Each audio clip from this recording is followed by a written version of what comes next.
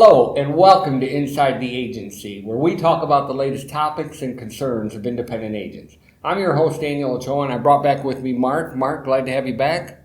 Thank you very much for having me here. It's been quite a while since we had a last session. Yeah, for those of you that don't know, we haven't had an episode in about 6 months. We moved our facility to a new location and we built this awesome stage, so we were under construction there for a while. Absolutely. And we have quite a bit of backup. We have our agency feed and we had a lot of information. We had a couple people bring up a very important topic, and we're talking about the importance of company branding. So Daniel, what is the importance of company branding? It's probably the most effective way for a company to show their potential clients what they're all about. Got you. And what would be the value of that company branding? Well, the value gives a promise. It's basically the company making a promise to their customers on the value that they're going to receive. I mean, take for instance Apple. You know, Apple has a great logo. It's the logo of an apple. It's very simple. It's not complicated, but you know, you pick up anything that has an Apple logo on it, you know you're getting a good product. You're right. You know, other illustrations, you got Nike shoes, there's so many powerful brandings that people really, when they see that icon, they automatically know. From Gucci to BMW, all you got to do is see the little symbol. Immediately, you have an idea what that product really is. Yeah, and some companies are very creative. They put like a message inside the logo, like Baskin Robbins. A lot of people don't notice, but you know, the B, the half part of the B is a different color and half part of the R is a different color. When you look at it, it's showing you 31 for 31 flavors. And right. FedEx is another company. You know, if you look at that logo, they have an arrow that's going to the right showing that, you know, they're always on the move. And, gotcha. You know, if you don't pay attention, you don't see that stuff. So it's very creative. I see. Now, I'm glad that you brought that up. You know, I mean, making your logo like unique, you know, and giving that fresh, original look onto it. Why would you go and try to create that uniqueness? Because you want to stand apart from your competition. You know, you don't have to have a complicated logo. I mean, some of them are very beautiful, very complicated, very complex. You don't have to have it. I mean, for instance, take two men in a truck. I mean, that looks like a drawing that a child did with a crayon. But when you see it, you know that is a reputable company. I mean, I've used them in the past. I like them, very professional. And that's what you want to do. You kind of, when you create a logo, you want to set yourself apart from your competition. And that just doesn't happen by creating a logo. The setting yourself apart, you have to build a brand. And that happens customer service, the products that you sell. I mean, you have to be set apart from your competition. You're right. And with the right logo, emphasizing your quality, the services, the products in which you do, the customer care that's all involved in that. But then again, if you're not offering that level, immediately they'll begin to associate your branding as bad service. Absolutely. Or they're rude, they can't tell you what they're looking for and so forth. So yes, I can see how it's very important to be unique. But how would you target your consumers? Who would you do it, and how would you go and expose that out? You know, that you want to put that everywhere. You want to put it on your emails. You want to have your logo on your emails. You want it on your letters. You know, you want it on your envelopes if you're mailing out letters. So you want one on your envelopes, you want one on your letters. I mean, the more places you put your logo, the better it is. I mean, you know, I was a marketing rep, Mark, for about 12 years working for insurance companies. And I would go into offices and give out free shirts from the company that I was representing. And I was surprised that all the employees would wear them. And instead of advertising their own agency, they're advertising another company. And I think that's a big no-no. I think that's where a lot of owners make the mistake. I mean, if you're going to let your employees wear a shirt that has a company name on it, it better be the name of the agency, not somebody else. I absolutely agree. There was a good friend of mine, and as an illustration about that, about giving out shirts, you know, here he wrapped up one of his first cars, and when I came here in 1980, there was nobody who ever wrapped their cars. It was all the thing. And a lot of the other agency owners would say, oh, that was just an ego thing. But what happens is he got another car and another car. Next thing you know, all you see on the highways is these wrapped vehicles. Mm-hmm. And what happens is he had a huge, outstanding response from that as a mobile platform to advertise his branding. And because now it became synonymous and everything, so every time you go on the road, you see his vehicles all over the place, and people call and respond to that because it's all over the place. Yeah, no, that's a really good point. I used to work for a company that had about 16 wrapped vehicles.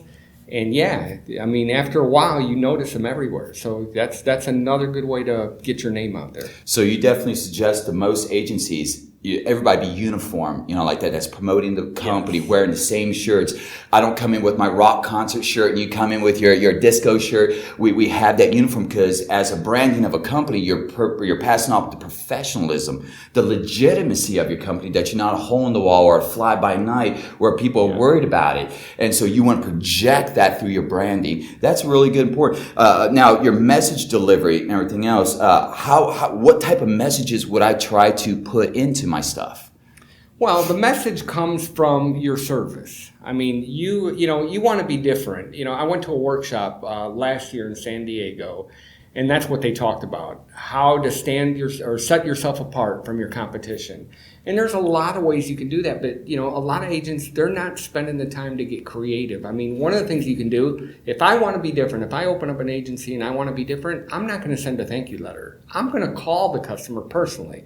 I'm going to have a person call him, thanking him for his business and asking him, do you have any concerns, any questions about your coverage?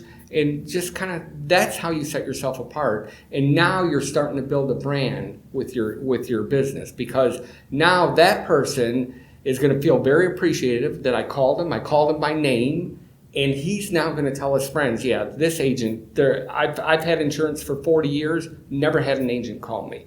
First agent starts doing that is going to set himself apart. I definitely agree. Would you recommend to agencies, as all consumers, we're always buying something from some company somewhere. And I'm pretty sure there's a level of service or something that one company did that really impressed you or turned you really off on them. So would you recommend that if they went around and got all the things that really impressed them from different companies they interacted, did business with, and incorporate that inside their own company with their own branding, you think they would make a massive impact with their clientele? Oh yeah, Mark, you've heard the old saying, if it's not broke, don't fix it. Amen to that. I mean, if something works for somebody else, there's nothing wrong with taking that idea and implementing it into your own business. I mean, we've done that here. So, we've come up with our own things and we've copied things from other companies. But, if it works, it works. And there are certain things that a lot of companies copy because it just works.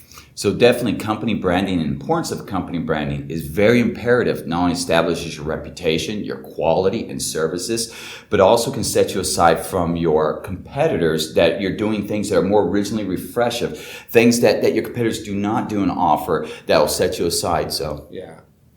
No, I mean, it's very important. Now, I always get, people that tell me, they can't afford to pay for a logo, hire a company to pay for it. And what I want our clients to know is that we offer that here. So for $199, we will do a logo that looks, fabulous. I mean, we have a department, our graphic department here in our company is outstanding. So we can do those designs for our clients. I see. Well, that's great. So right now, this is more or less, the importance of company branding, which we're trying to get together, the importance of exposing your company out there. Is there anything else that you like to No, but Mark, I would like you to show them how easy it is to upload a logo to the system and then have that print on every letter that goes out.